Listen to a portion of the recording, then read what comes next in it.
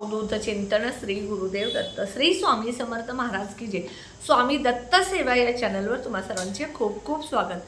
तुम्हा सर्वांचं आरोग्य उत्तमाचं राहू दे, राहिलेलं आयुष्य आरोग्यदायी जाऊ दे, तुम्हा सगळ्यांना दीर्घायुष्य मिळू दे अशी मी स्वामीचरणी प्रार्थना करते आणि माझ्या व्हिडिओला सुरुवात करते।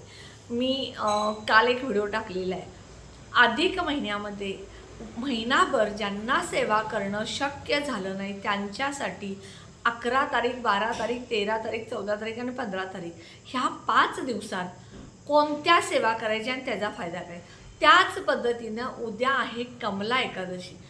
बघा, प्रत्येकाच्या आयुष्यामध्ये काही ना काही अडचणी असतात, म्हणून बऱ्याच जणांनी सेवा केल्या असतील आणि नसतील।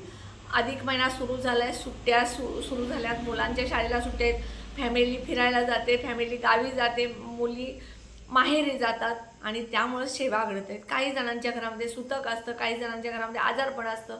अशा काही ना काही अडचणीमुळं काही महिलांना सेवा करणं शक्य झालं नसेल, त्या महिलांनी उद्यापासून 15 तारखेपर्यंत न चुकता विष्णू सहस्त्रनामची सेवा करायची आहे।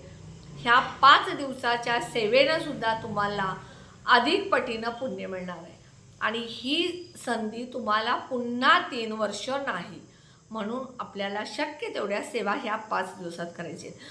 मग ह्या 5 दिवसात उद्या पहिल्याच दिवशी आलेली आहे कमला एकादशी, ह्या अधिक महिन्याची शेवटची एकादशी। आणि कमला एकादशीला आपल्याला एकादशीचं व्रत करणं शक्य नसेल, कारण बऱ्याच महिला प्रेग्नेंट असतील, कोणाला पित्ताचा, कोणाला शुगर, कोणाला BP असे बरेच प्रॉब्लेम असतील आणि महिला एकादशीचं किंवा पुरुष एकादशीचं व्रत करत नसतील, तर आवर्जून उद्या काही उपाय करायचे। हे उपाय केल्यामुळं तुम्हाला एकादशीचं व्रत केल्याचं पुण्य मिळेल। मग उद्या अधिक महिन्यातील एकादशी आहे, कमला एकादशी, आणि आपल्याला एक दीपदानचा उपाय करायचा आहे। मग हे दीपदान तुम्ही का करायचं आहे, तर तुमच्या घरातल्या आर्थिक अडचणी असू दे, आरोग्य असू दे, वादविवाद असू दे, किंवा तुमच्या व्यवसायात नोकरीत अडथळे असतील, मुलांच्या विवाहात अडथळे असतील, मुलांचे संतान प्राप्तीमध्ये अडथळे असतील, मुलं हट्टीपणा करत असतील, किंवा घरात वारंवार चिडचिडपणा, वादविवाद, भांडण, तंटे, जादू, टोना जे काय आहे त्या सगळ्यासाठी हा प्रभावी उपाय। मग काय करायचं बघा, तुम्हाला 33 दिव्याचं दीपदान करायचं आहे उद्या। कुठे करायचं, तर भगवान विष्णूंच्या मंदिरामध्ये किंवा विठ्ठल रुक्मिणीच्या मंदिरमध्ये। समजा भगवान विष्णूंचं मंदिर नसेल, विठ्ठल रुक्मिणीचं मंदिर नसेल, तर पिंपळाच्या झाडाखाली सुद्धा तुम्ही 33 दिव्यांचं दीपदान करू शकता। मग हे 33 दिवे जे आहेत, हे 33 दिवे तुम्हाला तांब्याचे दिवे घ्यायचे, कारण तांब्याच्या दिव्यांनाच ह्या अधिक महिन्यामध्ये अतिशय महत्त्व आहे। मग 33 दिवे, एक 20 रुपयाला दिवा पडतो, म्हणजे 20 रुपयेप्रमाणे जर तुम्ही 33 दिव्यांची केले, 2, 4, 600 रुपये आणि 660 रुपये होतील। ह्या 660 रुपयेचा मोबदला तुम्हाला भरपूर प्रमाणात भगवान विष्णू देतील, म्हणून 33 दिवे आणायचे, प्रत्येक दिव्यामध्ये एक वात घालायची, फुलवात। मग समजा तुम्हाला 33 दिवे आणणं शक्य नसेल, तर एक तुम्ही मोठा तांब्याचा दिवा आणा आणि त्यामध्ये 33 वाती घाला आणि ह्या दिव्यामध्ये तुम्ही शुद्ध गाईचं तूप घाला। समजा तुमच्याकडे शुद्ध गाईचं तूप नसेल, तर साधं तूप घाला, त्यामध्ये चिमूटभर हळद टाका आणि तुम्ही हा दीपदान करायचं, म्हणजे तिथे ठेवून यायचं, हा दीपदान करायचं। मग हे दीपदान करत असताना तुम्हाला भगवान विष्णूंची प्रार्थना करायची, ओम नमो भगवते वासुदेवाय किंवा ओम नमो भगवते पुरुषोत्तमाय नमः, हा 108 वेळा मंत्र म्हणायचा हे दीपदान करताना।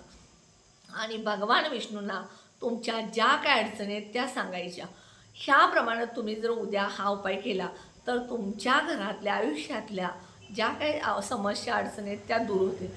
आता हे दीपदान ज्या वेळेला तुम्ही करत असता पिंपळाच्या झाडाखाली, त्यावेळेला तुम्हाला त्याला आसन म्हणून 1 चिमूट तांदूळ त्या दिव्याखाली ठेवायचा आहे। दिवा असाच ठेवायचा नाही, जर दिवा तुम्ही तसा ठेवला तर तो धरणी मातेला समर्पित होतो, म्हणून आसन द्यायचं।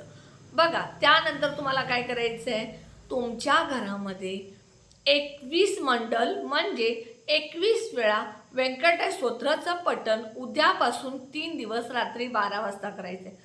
11:30 वाजता उठायचं, स्वच्छ आंघोळ करायची, कपडे धुतलेले परिधान करायचं, 12 वाजता बरोबर देवघरात बसायचं, भगवान विष्णूंना बाळकृष्णांना प्रार्थना करायची, तुमच्या काय अडचणी आहेत त्या सांगायच्या आणि 21 वेळा व्यंकटेश स्तोत्र वाचायचं.